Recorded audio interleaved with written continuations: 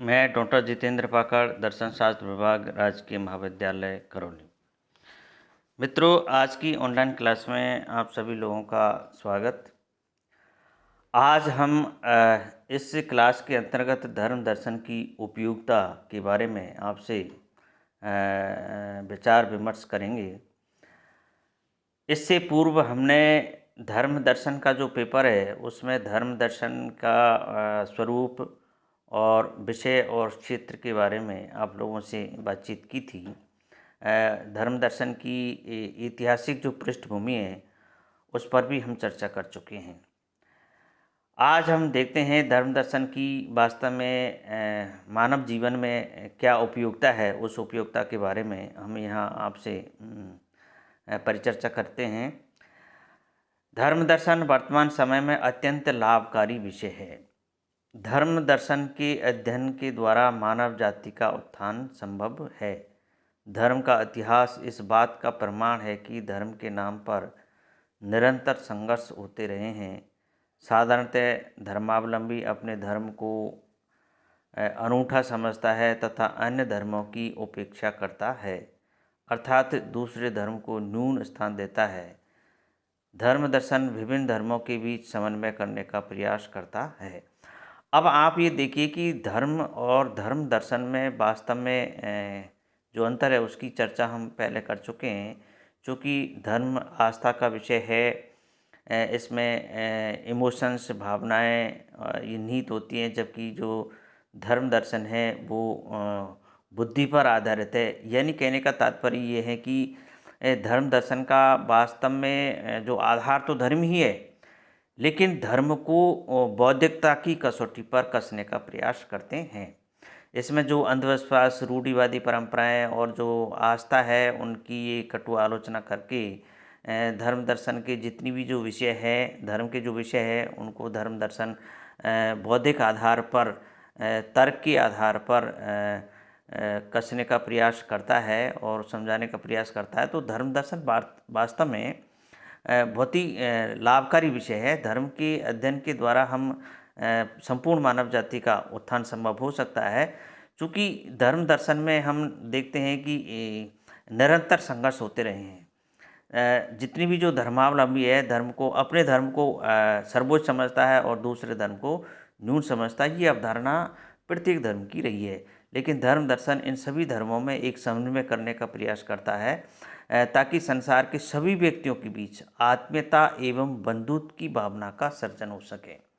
आत्मीयता, अब सभी व्यक्ति, सभी जितने भी जो संसार के जितने भी धर्म हैं उन धर्मों की जो मानव हित में जो कॉन्सेप्ट है, जो आइडिया है, जो विचार है, उनका एक समन्वय करते हैं, जिससे सभी व्यक्तियों का में बंधुत्व की भावना उत्पन्न हो, आत्मीयता हो, मानवता हो। इस प्रकार की बातें जो है धर्म दर्शन के अंतर्गत की जाती है।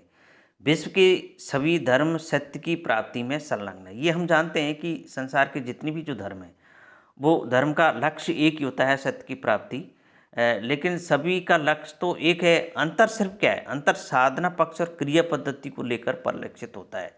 इनमें वास्तव में जो अंतर देखने को मिलता है वो है इनका साधना पक्ष और क्रिया पद्धति। इनकी पद्धति क्या है? तो सबकी पद्धति अलग अलग होती है। इस प्रकार धर्म दर्शन विभिन्न धर्मों के बीच जो पार्थक्य की दीवार है, जो अलगाव की दीवार है, उसे नष्ट करने की दिशा में एक सफल कदम माना जाता है। तो धर्म दर्शन की मानव जीवन के लिए बहुत ही उपयोगिता है। ये इस बात की हम यहाँ धर्म दर्शन के अंतर्गत बात करते हैं। धर्म मानव जीवन का केंद्र होता है। ये हम जानते हैं कि भाई धर्म के बिना मानव रह ही नहीं सकता। धर्म दर्शन धर्मों के विभिन्न तत्वों का बौद्धिक एवं तार्किक विवेचन प्रस्तुत करता है। अब धर्म दर्शन करता क्या है? धर्म दर्शन वास्तव में धर्म की जो कॉन्सेप्ट है, जो विचार है, जो आइडिया है, जो प्रत्यय है, उन प्रत्ययों को बौद्धिक एवं तार्किक विवेचन, उनकी बौद्धिकता के आधार पर और तार्किक विवेचन प्रस्तुत करता है। इसलिए धर्मचारी धर्म की विरुद्ध किए गए आक्षेपों का उत्तर तर्क से देने का प्रयास करता है।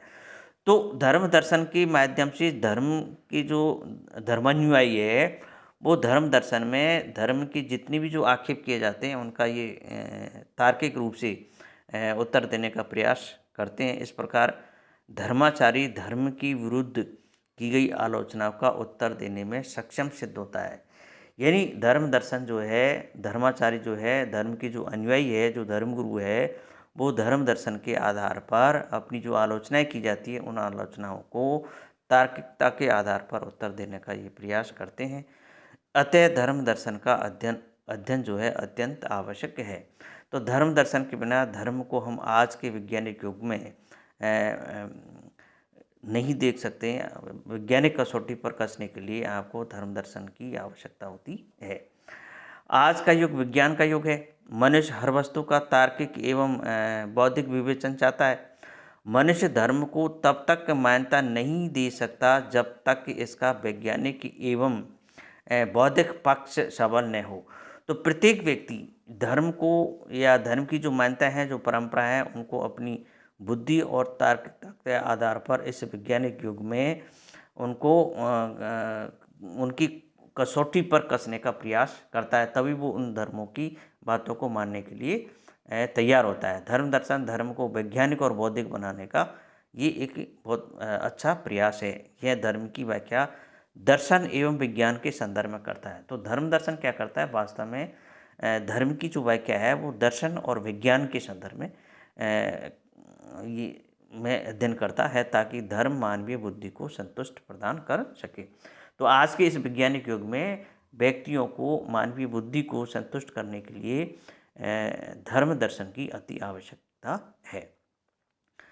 धर्म दर्शन धर्म की अंधविश्वासों तथा रूढ़ियों का निषेध करता है। अब चूँकि हम बात ये कर ही चुके हैं कि धर्म दर्शन वास्तव में जितनी भी जो धार्मिक जो अंधविश्वास है, रूढ़िवादी परंपराएं हैं, उनका ये विरोध करता है, जिसके फलस्वरूप धर्म अंधविश्वास और रूढ़िवादिता से दूर रहने का प्रयास करता है। अतः धर्म दर्शन में बौद्धिक पक्ष को अधिक महत्वपूर्ण माना गया है।